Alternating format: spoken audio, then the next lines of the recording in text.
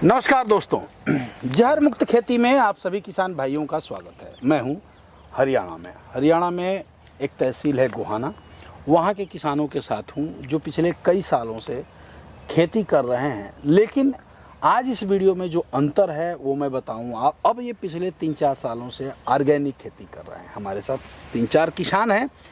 अब आइए हम जानते हैं कि भारतवर्ष के बहुत सारे लोग हैं जिनके दिमाग में एक भ्रम पैदा हो गया है कि ऑर्गेनिक करें या जैविक करें खेती तो हमारा उत्पादन नहीं होता है या उत्पादन कम होता है। बिना जहर के खेती संभव नहीं है, ऐसा जो लोग सोचते हैं, स्पेशली उनके लिए ये वीडियो बहुत ज़रूरी है। कृपया इस वीडियो को आप यदि अपने सवालों के जवाब चाहते हैं तो पूरा देखें ताकि आपको सारी जानकारी मिलेगी। आइए हम बात करते हैं हमारे साथ जो किसान हैं जो खेती कर रहे हैं उनसे। नमस्कार भाई साहब। नमस्कार जी डॉक्टर साहब। अपना पूरा परिचय बताइएगा। मेरा नाम नीटू मलिक, गांव मदीना, तहसील गोहाना, जिला सोनीपत, हरियाणा। मोबाइल नंबर आपका? मेरा मोबाइल नंबर 70-155-18-681 है। कभी जो खेती आप जैविक कर रहे हैं हाँ वो जी। कितने समय से कर रहे हैं? मैं पिछले 4 साल से कर रहा हूँ डॉक्टर साहब। 4 साल से जो जैविक खेती कर रहे हैं, पहले जो आप केमिकल वाली खेती करते थे हाँ जी। और अभी जो ऑर्गेनिक वाली खेती कर रहे हैं उसमें क्या अंतर पाया है एज ए किसान आपने? मेरे को मैं पहले ईख भी लगाता था, धान भी लगाता था, गेहूँ भी बोता था। उस फसल में और इस फसल में मैंने काफ़ी अंतर दिखाई दिया डॉक्टर साहब। जैसे वो किसानों को बताएं हमारे। जैसे फिलहाल हम अपने धान के खेत में खड़े हैं, जो कि मेरा ये धान है फिलहाल 100% ऑर्गेनिक है। ठीक है। मैंने इसमें कोई केमिकल वगैरह नहीं डाला गया। पहले मैं दब केमिकल डालता था। ठीक। उससे जितना केमिकल मैं डालता था मेरा न तो पेस्ट कंट्रोल होता था, न इंसेक्ट इतना आता था कि वो कंट्रोल नहीं हो रहा था। मैं दवाई मार मार के मैंने अपना खेत बंजर की तरह बना लिया था। तो मैंने डॉक्टर साहब की वीडियो देखी, फिर मुलाकात हुई, इनसे मैं संपर्क में आया तो मैंने ये काम शुरू किया। और उस दिन के बाद आज तक मेरा खेत पहले साल तो उत्पादन मेरा कम हुआ था, क्योंकि मैं मेरा भूत सवार हो गया था ऑर्गेनिक करना है। मैंने केमिकल एकदम बंद कर दिया था। नेक्स्ट ईयर मेरा उत्पादन सेम कंडीशन पे आ गया था। और जो फिलहाल पिछले साल और इस साल जो मेरा खेत में गेहूँ भी होया है, अब धान भी है, पीछे से बढ़ेगा घटेगा नहीं। कोई भी यदि चाहे भाई देखना चाहे मेरी खेत को, मिट्टी को देख सकता है, चेक कर सकता है। चलिए, बड़े पते की बात इन्होंने कही, इसको ध्यान दीजिएगा। बहुत सारे किसान, अभी आज ही एक फ़ोन आया था गोंडा से, तो उन्होंने कहा कि हमने वीडियो देखी और इस साल हम अपने मिर्ची की खेती में कुछ भी नहीं डाल रहे हैं, केवल ऑर्गेनिक कर रहे हैं। ऐसे भूत सवार मत करिए, ये जो चीज़ें हैं वो गलत हैं। देखिए, कोई भी व्यक्ति यदि आता है और कहता है कि इसे डालिए, 100% सारा केमिकल बंद करिए, ऑर्गेनिक खेती होगी, तो वो निश्चित रूप से गलत है। इसलिए गलत है कि हम आपके मिट्टी को नहीं जानते, उसके सीएन को नहीं जानते, उसके पीएच को नहीं जानते, उसका जैविक मटेरियल कितना है ये नहीं जानते।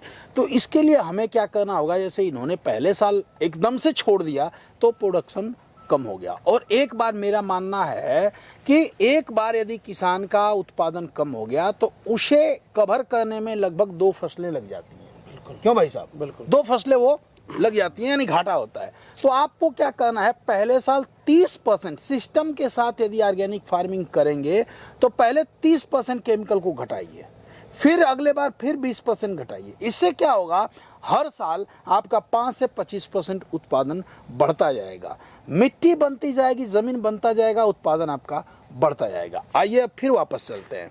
जब आपने शुरू किया, शुरू से बताइए कि कैसे कैसे एक्सरसाइज आपने कब कब क्या की है, ताकि हमारा किसान पूरी तरह समझ पाए। डॉक्टर साहब, जैसे मैंने पहले साल किया ना, मेरा भूत सवार हो गया था केमिकल बंद करने का। मैंने green planet bio product company है जालंधर की, मैंने उसके प्रोडक्ट जो यूज किए ना, मैंने पहली फसल में ही उसके दमदार रिजल्ट दिखाई दिए। और मेरी भूमि थी जो वो मैंने अच्छी होती दिखाई दी। ठीक है। तो मैंने, मेरा खुद का खेत था, मेरा कोई ठेका खेत नहीं था। मैंने ये सोच लिया था अगर इसमें अब नहीं डालना, भले ही एक फसल 10 मन का कम हो जाओ, उस चीज़ का मेरा कोई दिक्कत नहीं थी। तो इसीलिए मैंने एकदम बंद किया था। बाकी मैं और साथियों को नहीं कहता वो बंद करो एकदम। ठीक है। कम कैसे कर रहे हैं? अब मैं कंटिन्यू 100% अपने प्रोडक्टों से कर रहा हूँ।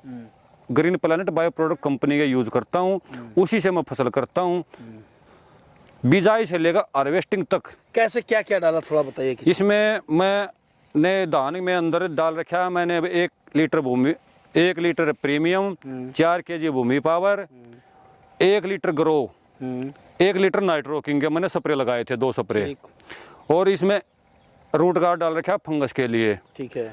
इसके अलावा मैंने इसमें कुछ नहीं डाल रखा। बकानी रोग आता है, फंगस आता है, जड़ सड़न आता है, जड़ गलन आता है, ये धानों में आने वाले रोग हैं। क्या ऐसे कुछ रोग आपके खेत में दिखाई दिए? जैसे बकानी रोग की आपने बात की डॉक्टर साहब, मेरे खेत में 5, 6, 7 पेड़े दिखाई दिए थे, जो कि आज भी वैसे ही खड़े हैं। मैंने ना तो वो पाड़े, उनमें मैंने एक चीज देखी, रूट गार्ड डाल रखा था, वो पेड़ा एक बार होने के बाद उसके साइड का नई टिलरिंग आएगी और वो आज सबज पौधा है। अच्छा। वो पौधा हमारा खराब नहीं हुआ, जो एक निकला था ना कल्ला, वो खराब है, बाकी जो अदर कल्ले हैं वो बहुत साफ और स्वच्छ हैं। वो फ्रूट देंगे। अच्छा, जो जड़ गलन की बात आती है वो सारा कुछ है आपके यहाँ कहीं? जड़ गलन की जो बात कही डॉक्टर साहब आपने, वो आप एक साक्षात हैं, देख सकते हैं। जैसे हमारी जड़ है, देखिए थोड़ा नजदीक ले आइए। ये हमारे खेत का जो जड़ वाला सिस्टम है पूरे खेत में, ये देखें आप, ऐसी हमारी पूरी सफेद पूरी लंबी जड़ है। ये देखें पूरे खेत में देख सकते हैं आप। किसान भाइयों ये देखिए, इसे पकड़िए, मैं बताता हूँ। ये देखिए, इस पौधे की जड़ और इस पौधे की जड़ों में एक दूसरे में यदि हम अंतर देखें तो देखिए कम से कम 1 बित्ता 3 अंगुल की दूरी है। इन्होंने दूरी भी रखी है। और इसका फायदा क्या हुआ है कि इसकी जड़ एक में मिल रही है। हाँ, दोनों आपस में मिल रही हैं डॉक्टर दोनों साहब। आपस में मिल रही है। अब इसका थोड़ा सा ब्याज गिनिएगा, ब्याज क्या है, ब्याज की कंडीशंस क्या है। देखो डॉक्टर साहब, जोर से बोलते रहिएगा। 1, 2, 3, 4, 5, 6, 7, 8, 9, 10, 11, 12, 13, 14, 15, 16, 17, 18, 19, 20, 21, 22, 23, 24, 25, 26, 27, 28, 29, 30, 31, 32, 33, 34। 34 फुटाव हैं इसमें। 34 जो है फुटा हुए हैं, 34 फुटा हुए हैं। और भी यदि हम गिनना चाहें तो एक का और कुछ पौधों में डॉक्टर साहब मैं गिनता रहता हूँ 50 से 55 भी हैं। 50, चलिए हम 50-55 की तो बात नहीं करते। ये ऑरेंज बेस आती है हमारी, मैंने कई बार कोशिश करी है। 32, 33, 35 की मेरी ऑरेंज बेस है पूरे खेत की, पूरे फुटाव की। जी, बात करें यदि सॉइल की, तो सॉइल इनकी इतनी अच्छी हो गई है कि यदि आप देखें ऐसे, ये देखिए ऐसे करें तो पूरा जैसे खेत दिखाई देता है डॉक्टर साहब। ये देखिए पूरा हलवा जैसे होता है ना, जैसे घरों में हम हलवा बनाते हैं, उस तरह से मिट्टी एकदम हलवा की तरह हो गई है। ये देखिए पूरी मिट्टी इनकी जो होती है, हमारा रासायनिक फर्टिलाइजर डाल के हमने हार्ड बना रखा है, और ये देखिए पूरी हलवा की तरह मिट्टी हो गई। यानी जो बैक्टीरियल फर्टिलाइजर आप डाल रहे हैं उससे हमारी सॉइल बहुत अच्छी हो रही है। और देखिए जितनी अच्छी आपकी मिट्टी होगी उतना अच्छा आपका जो है उत्पादन होगा, क्योंकि माँ स्वस्थ रहेगी तो बच्चा स्वस्थ रहेगा। अब बात आती है कि अब इस समय कौन कौन से रोग आते हैं, उस पर क्या प्रयोग करेंगे आप? जैसे डॉक्टर साहब इस अगले नेक्स्ट मंथ में, आज हम अगस्त का महीना चल रहा है, जुलाई की इसकी 21 अगस्त को हम लोग खड़े हैं। 21 अगस्त को हम खड़े हैं। सितंबर माह में धान में ब्लास्ट की समस्या आती है। ठीक है। और साथ में इंसेक्ट आता है जिसे हम ब्लैक ऊपर बोलते हैं। पहले वो सफेद होता है, फिर ब्लैक में अपना रूप बदल लेता है। तो हम उसके लिए यदि ब्लास्ट, पहली बात तो मेरा बहुत कम आती है, ठीक, नाम मात्र की आती है, और आती है तो मैं PPFC का स्प्रे लगाता हूँ साथ में ऑल नाइट लगा के। ठीक है। और न्यूट्रिशन के लिए मैं ब्लूम और नाइट्रो किंग देता हूँ। जो ये ब्लूम नाइट्रो किंग डालते हैं, इससे क्या फायदा होगा किसानों को? इससे हमारे जैसे गाभे के टाइम जो लगाते हैं ना जी हम, तो उसमें जो हमारी बाली निकलती है वो साफ सबज, उसकी लंबी हाइट होती है। और जो बाली के अंदर ऊपर और नीचे के दाने खाली मिलते हैं ना, वो पूरा भराव आ जाता है और वेट पूरा मिलता है, हमें वजन मिलता है, वजन पूरा मिलता है दान से। चलिए, दूसरी चीज़ ये है कि देखिए बहुत सारे ऐसे किसान हैं जो ये जानना चाहते हैं कि उत्पादन जो आप 3 साल से ले रहे हैं, हाँ, जैसे किसानों का मानना है कि जैविक करेंगे तो उत्पादन घटेगा। घटेगा। आप 3 साल से कर रहे हैं, जहर नहीं डाल रहे हैं और ये सारा कुछ कर रहे हैं, इस पे एक तो शत्रु कीटों का प्रभाव कितना रहा ये बताइए, दूसरा उत्पादन में अंतर कितना रहा, लागत में कितना अंतर रहा, ये क्लियर करिए।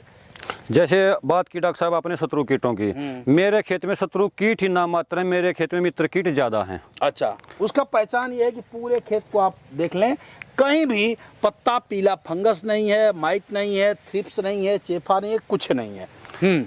रही दूसरी बात उत्पादन की डॉक्टर साहब, उत्पादन मेरा पहले से ही प्लस होने जा रहा है और खर्चा मेरा कम हो रहा है। खर्चे में प्रति एकड़ जो आप लगाते थे, खर्चे में कितना कमी किया है आपने, कुछ पहले अंदाजा? डॉक्टर साहब पहले तो पता ही नहीं था कितना लग जाता था, कई स्प्रे लग जाते थे, ओड़ मची थी, कई स्प्रे लग जाते थे, कंट्रोल नहीं होता था, उत्पादन कम होता था।